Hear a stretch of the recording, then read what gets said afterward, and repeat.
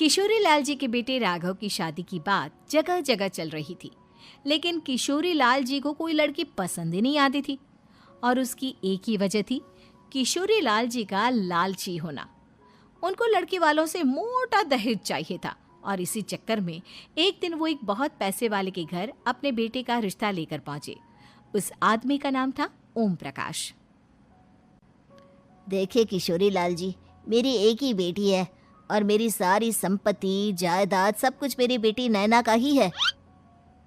पापा, नाम से लगता है बहुत खूबसूरत होगी। कितना अच्छा नाम है ना, नैना। ओ, वैसे बात तो सही है आपकी। अब इतना पैसा है, जमीन जायदाद है, इकलौती बेटी, आप भी क्या करेंगे? सब कुछ उसे ही देंगे ना। बिल्कुल ठीक पहचाना आपने। बस बेटी की शादी और सारी जायदाद उसके नाम। पापा, बिना देखे हाँ कर दीजिए ना। इतना अच्छा रिश्ता फिर कहाँ मिलेगा? माला माल हो जाएंगे हम। मैं अपनी बेटी को बुलाता हूँ। अरे नहीं नहीं नहीं नहीं, आपकी बेटी का नाम नैना है, सुनकर ही लगता है बहुत सुंदर होगी। रहने दीजिए अंकल, मैं तो आपकी बेटी के नाम से ही इतना खुश हो गया हूँ कि उसे बिना देखे शादी करने को तैयार हूँ। अब तो मैं उसका चेहरा सीधे शादी के बाद ही देखूंगा। और इस तरह राघव नैना का चेहरा नहीं देखता और उससे शादी कर लेता है।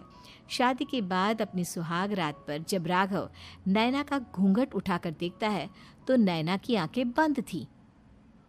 कितनी खूबसूरत हो तुम नैना, जरा अपनी आंखें खोलकर मेरी तरफ देखो तो सही। नहीं, मुझे शर्म आती है।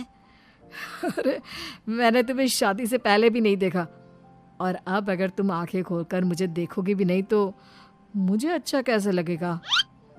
इससे पहले कि नैना अपनी आंखें खोलकर राघव की तरफ देखती, अचानक से लाइट चली गई और राघव नैना को पूरी तरह से देख भी नहीं पाया।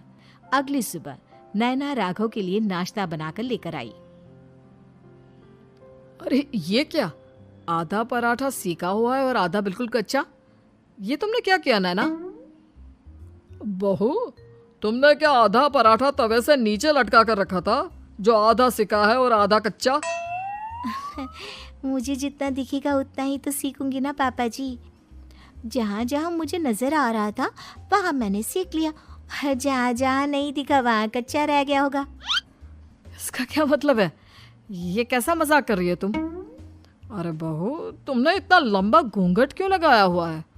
देखो, हमारे घर में बहुओं को बेटी की तरह रखा जाता है, और फिर तुम तो इतना सारा माल लेकर आई हो। देखो, ये घूंघट डालकर रखने की कोई ज़रूरत नहीं है। हाँ नैना, पापा जी ठीक कह रहे हैं, तुम तो आराम से रहो, अपना ही घर समझो। नैना अचानक से अपना घूंघट उठा लेती है। अरे ये क्या पापा, नैना की तो एक आंख फूटी हुई है। नाम से नैना, लेकिन ये तो कानी बहू निकली। मेरे साथ धोखा हुआ है, धोखा। बिना दिखाए अपनी कहानी लड़की मेरे संग ब्याह दी। मुझे कहानी भी नहीं चाहिए। मुझे अभी ओम प्रकाश जी से बात करनी पड़ेगी। आखिर उन्होंने मेरे साथ ऐसा किया क्यों? अरे, आप लोगों ने ही तो पापा से कहा था कि आप लोग शादी से पहले मुझे देखना नहीं चाहते। अब मेरे पापा पर क्यों इल्जाम लगा रहे हैं? अरे लेकिन उन्हें बताना तो चाहिए था ना कि तुम कहानी हो, एक आंख से तुम्हें दिखाई नहीं देता। किशोरी लाल और राघव नाराज होकर ओम प्रकाश को अपने घर बुलाते हैं। पापा जी, ये आपने क्या किया? शादी से पहले बताया क्यों नहीं कि नैना की आंखों में परेशानी है? अरे, आप ही ने तो लड़की देखने से मना कर दिया था। अरे लेकिन आप बता तो सकते थे। आपको तो हमारी बेटी की प्रॉपर्टी चाहिए थी, वो भी पूरी की पूरी। अब क्या हुआ अगर उसे आधा दिखाई देता है? प्रॉपर्टी तो आपको पूरी मिल गई ना। अरे ये क्या बात हुई? मेरी शादी प्रॉपर्टी से नहीं, आपकी बेटी से हुई है। अब ये तो पहले सोचना चाहिए था, तब तो मेरी प्रॉपर्टी देखकर तुम्हारी जुबान लप लपा रही थी। लेकिन मैं कानी लड़की को अपनी बीवी बनाकर नहीं रख सकता। पापा, कुछ करिए ना आप। हाँ, करता हूँ। देखिए ओम प्रकाश जी, आप हमारे साथ ऐसा नहीं कर सकते। और तुम देखो, अगर तुमने मेरी बेटी से शादी तोड़ी ना तो जो भी प्रॉपर्टी मैंने तुम्हें दी है वो तो पूरी की पूरी वापस ले ही लूँगा, और आधी प्रॉपर्टी तुम्हारी भी लूँगा। अरे मेरी आधी प्रॉपर्टी भला क्यों लेंगे आप? इसलिए क्योंकि मेरी बेटी को आधा नजर आता है और उसकी नज़र अभी तक तुम्हारी आधी जायदाद पर ही पड़ी है। अब तुम उसे घर से निकालोगे तो कुछ तो लेकर जाएगी ना। और अगर हम आपकी बेटी को अपने घर की बहू बना कर रखे तो? तो तुम्हारी पूरी प्रॉपर्टी तुम्हारी ही रहेगी, और जो मैंने तुम्हें दिया है ना उसमें से बस मैं आधा लेकर जाऊंगा। अरे लेकिन अब आप अपनी दी हुई प्रॉपर्टी में से आधी वापस क्यों लेकर जाएंगे? अगर मैं आपकी बेटी को अपनी पत्नी बनाकर रखने को तैयार हूं तो? इसलिए ताकि भविष्य में अगर तुम मेरी बेटी को धोखा दो तो उसके पास कुछ तो रहे जो पति का हो। वैसे मेरे पास तो बहुत कुछ है, लेकिन अपने पति की कोई निशानी तो उसके पास होनी चाहिए ना। अब अगर तुमने मेरी बेटी को कहानी कहा तो तुम्हें प्रॉपर्टी भी कहानी ही मिलेगी, पूरी नहीं। जमाए राजा। किशोरी लाल और राघव समझ चुके थे कि वो बुरी तरह फंस चुके हैं और अब उनके पास वहां से निकलने का कोई चारा नहीं है। अब समझ में आया ना, लालच बुरी बला होती है।